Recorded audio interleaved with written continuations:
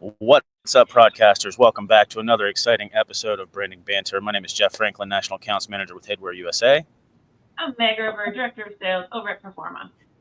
And Sarah Goshgarian Unruh, National Sales Manager at Stalls. We're together. I know, we miss you, Meg. Well, you were here for a blip in time. Meg decided I did. Storm. I had the absolute worst travel just experience day, and I'm still just so exhausted. And I'm like, there's a storm coming that New Jersey does not know how to handle. It was like day to day up in Maine last week. Like it was like 7 inches a day, and we were like, it's cool, this is normal. And all the schools shut down yesterday, and we woke up this morning, and it was like a dusting. Oh, that's funny. Nice.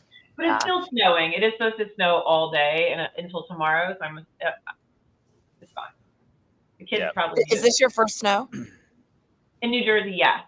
Okay, I was like, of the year in Jersey. I know you just said in Maine it was snowing, but in Jersey, okay. Yeah, in Pennsylvania we had like a dusting or two, but well, Ohio got killed, killed. So I'm assuming that's coming, but it's fine. I'm fine. Anyway, interesting. So we're at ASI. So we're at ASI Orlando. I was like, I don't even think we told anybody where we were at. So we're at I did put it there, but if you read it, I guess. Yeah.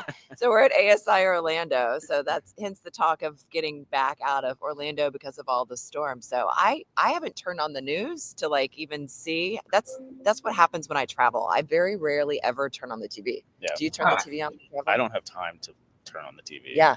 I wish I had that luxury. It's like work and then sleep. Sleep. Yeah. Well, not even. It's like more work. Yeah. And then sleep for like 2 hours very poorly, Yeah. I know. I had 2 dinners last night. Wow. Yeah. I'm like, did I even eat dinner?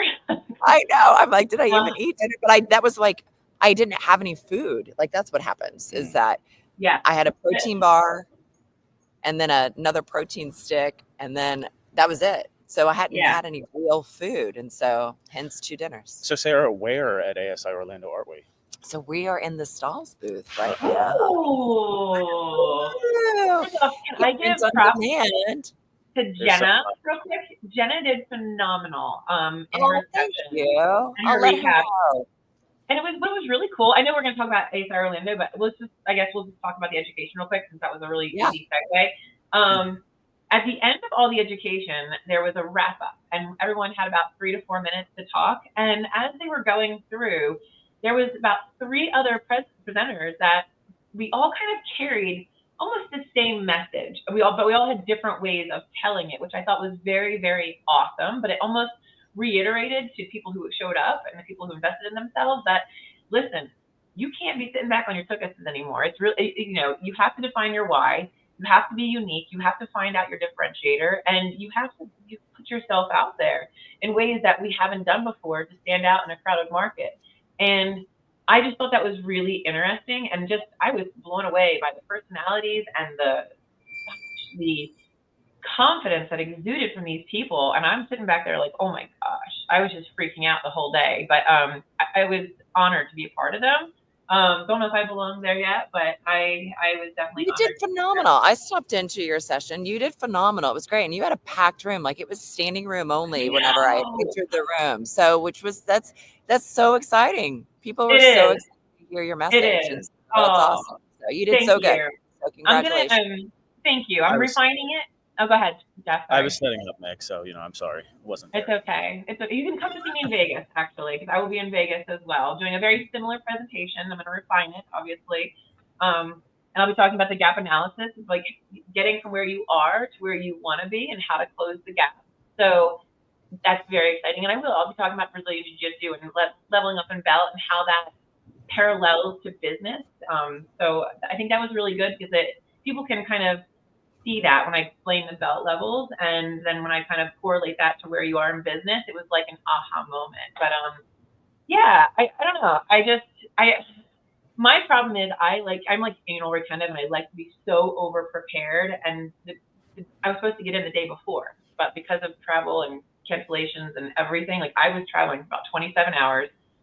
I had to leave the second airport at 3:30 in the morning, to get to the second airport by 3:30 in the morning. And then I was in that outfit for like 9 hours, like just sweating.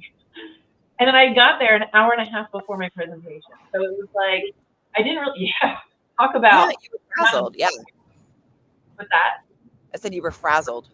I was a little frazzled. So I just didn't get the time to prepare like I wanted to. But in Vegas, I'm getting there again, hopefully the day before.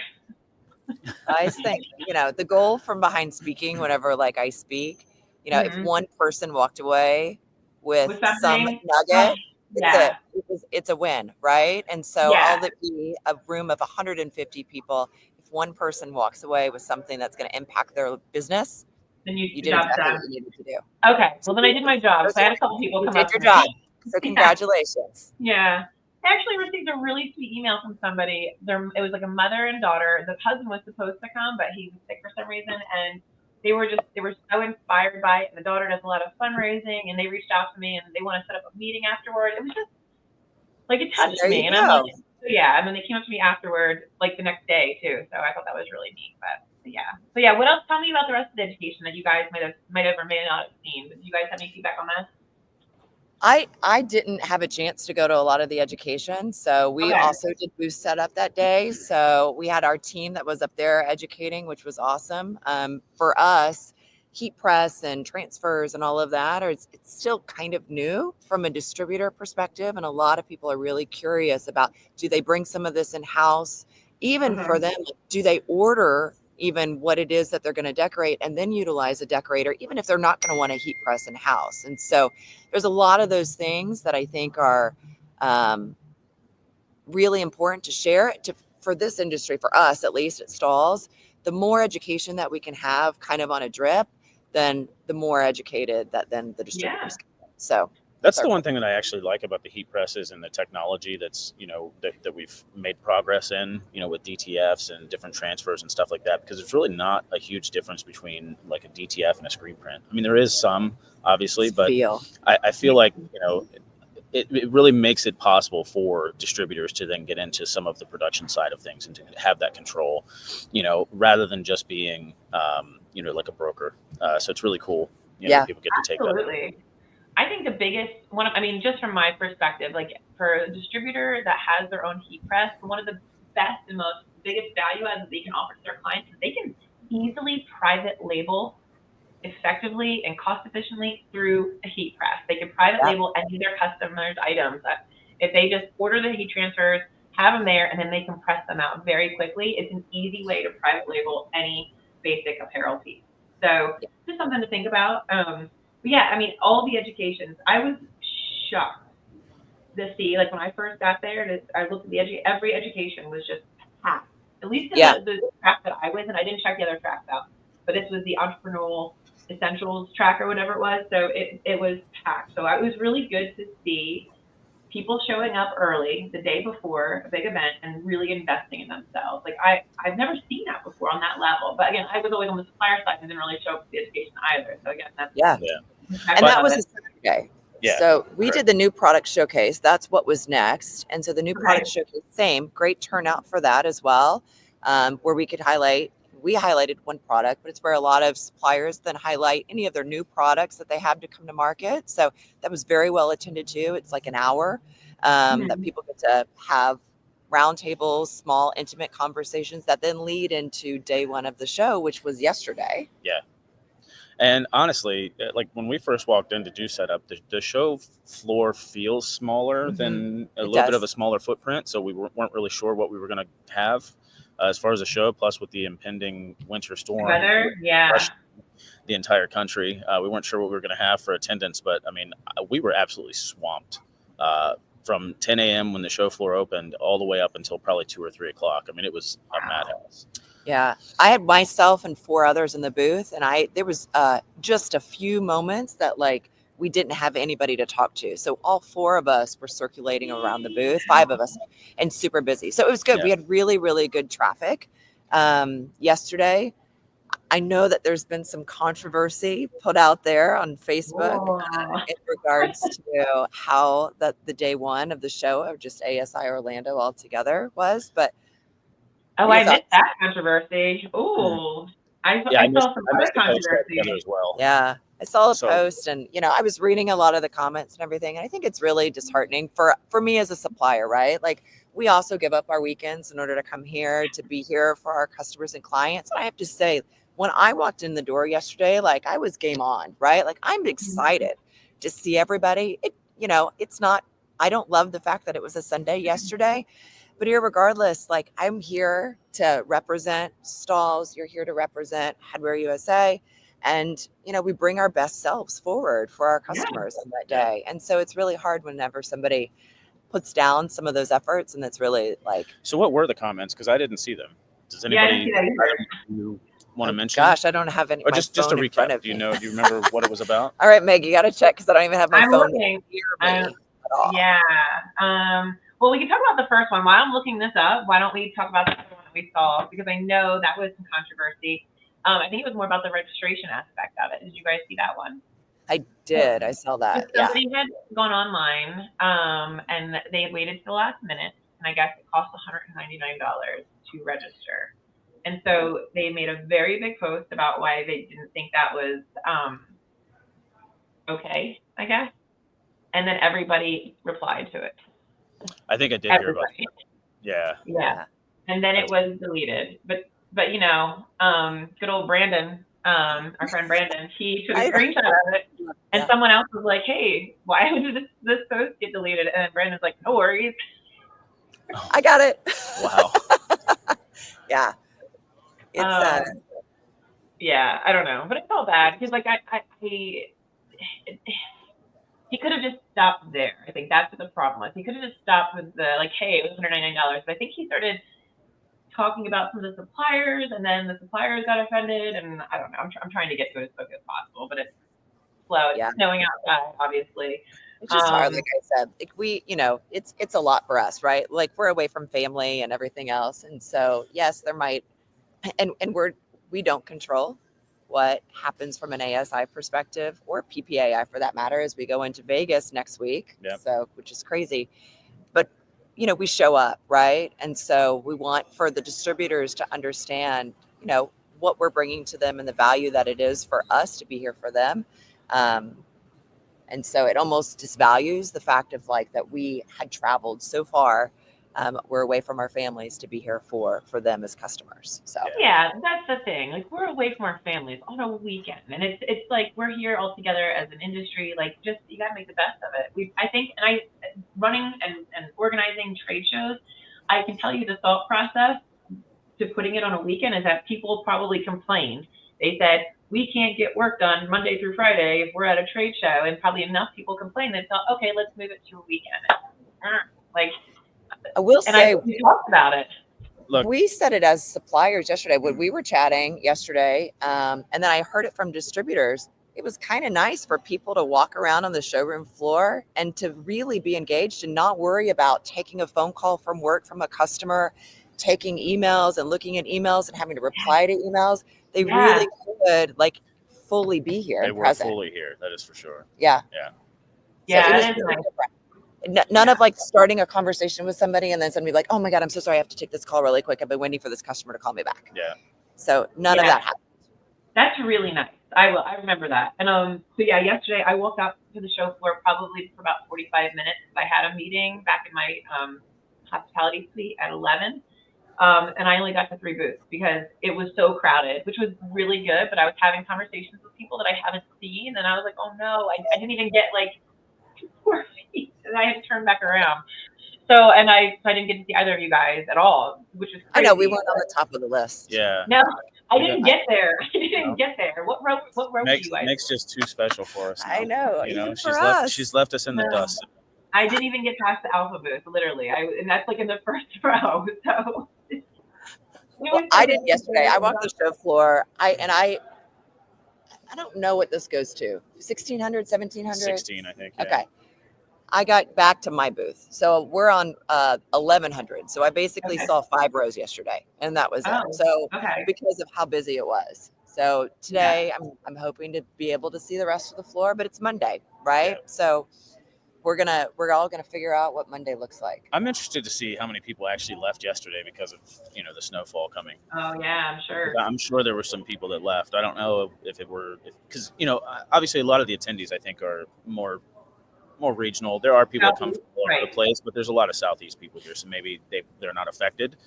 But I know there's a lot of people that were leaving yesterday as far as suppliers and stuff. So hopefully the show is not too crazy today because I'm here by myself. Oh, well, ASI by us. It's 45 minutes from us. They're going to get slammed as well, and all the people who work at ASI. So yeah.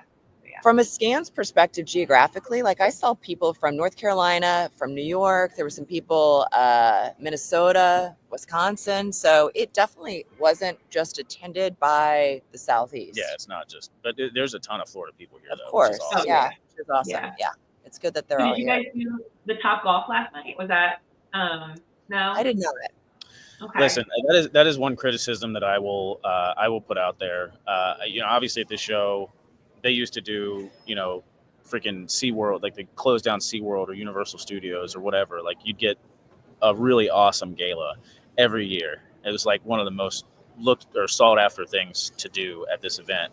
So to go from that to Top Golf was, and I don't even think the price really was that. I think it was $75. $75 to go to Top Golf, and I think they were only maybe $100 to go to the amusement parks. So I don't know. It's hard because when you're in Orlando, right? Like you could go play Top Golf anywhere, really, just about for me, right? So I'm in agreement with you, and I understand it. Who knows, right? Maybe it was the day of the week, whatever it was, that they couldn't have the access that they did, or the cost, the inflation was so high. Who knows? There's a lot of things that, right? I'm sure came into play, but I agree. It's so hard whenever you're so close to Orlando, and normally when you come here, it is for all of those like Universal Studios and Disney, all the things, and we just get to look at them from the window of our hotel rooms. So it's like first thing in the morning, I got to see the roller coasters. I was like, God, that looks like so much fun. I wish I could, but I can't. Yeah. So we did a little bit of an experiential thing at our booth by accident. Oh, what you guys do? So obviously we bring sample kits every year, usually to hand out at the show. So if people want to take a sample kit, they can. Well, we were really busy in the morning, so we weren't able to actually get the kits completely built. So the stuff was just kind of sitting off to the side. And so we decided to kind of have like a rummage sale. I mean, people got to literally go through all of the samples and build their own sample kits. And people were going crazy over it, honestly. Wow, that's awesome. We're always trying to like procreate some sample kit that we think somebody's going to, get use out of. But what's better than just laying it all out there and letting people sort of browse through? Yeah, it's pretty cool. Did you charge for that, Jeff, or was it free? Was it like limit 5 samples or 2 samples or no? Okay. Go through it, take what you want. Go through it, take what you want. You're like, the less I gotta take home. Yeah. Well, I think it's also, we forget because we have access, right? Like to so many things. And so I know we've talked about it, like how you have to get rid of all your samples and everything else, we forget that some of the distributors that come, they don't have all of that same access, right? Not everybody is $1 million producer. So not everybody has, free samples being sent their way. And so this is a good opportunity. Good. So you guys will be a little lighter going home. Well, it's all got to go to Vegas anyways. But yes, I don't know if we'll do the exact same thing in Vegas or not, because it was a distraction. Oh, was it? It was crazy. Yeah. People fighting. You have like the Cabbage Patch doll, like fighting, coming in. Yeah, it's my hat. Yeah. Stay away. I'm gonna totally come to his booth in Vegas and do that. Maybe we can have make a video out of it. There you go. Yeah. Like a little wrestle. Yeah. Let's do it. I love it. So what else do we want to cover? Anything else about ASI Orlando? Or are we good to wrap? You know what? I think that's it. I don't really have anything else. I didn't get to see the show as much, but I love the folks at ASI. I just want to say thank you for having me, and kudos to all of the speakers. You guys all did a phenomenal job, and again, thank you for having me. I really appreciate it. Looking forward to doing it again next year. Yeah, right. It's been great to see everybody. I feel like it was a good warm up for Vegas. What's coming, right? Like we can get like our legs underneath us again and start to remember what it's like to have those repetitive conversations and get our bodies used to being on our feet for 10 hours in a day and all the things. It's getting so much harder every year. If only our aging went the other way. Yeah. Right? Yeah. No. It would be much easier on us. That's for sure. Yeah. All right. Well, I guess we'll see you guys in Vegas next week. Huh? I know. We'll see you in Vegas. Come say hi. Yeah. Come say hi. Yep. Come say hi. I love it. Yeah, and help take pictures for our new reel that we're looking to build. So yeah, we're gonna do a new intro, you guys. Yeah. Come get in the pictures. Come get in pictures. Come get in the pictures. All right. Well, if that's it, I guess we'll end it here. But yeah, until next time, guys, we'll be seeing you.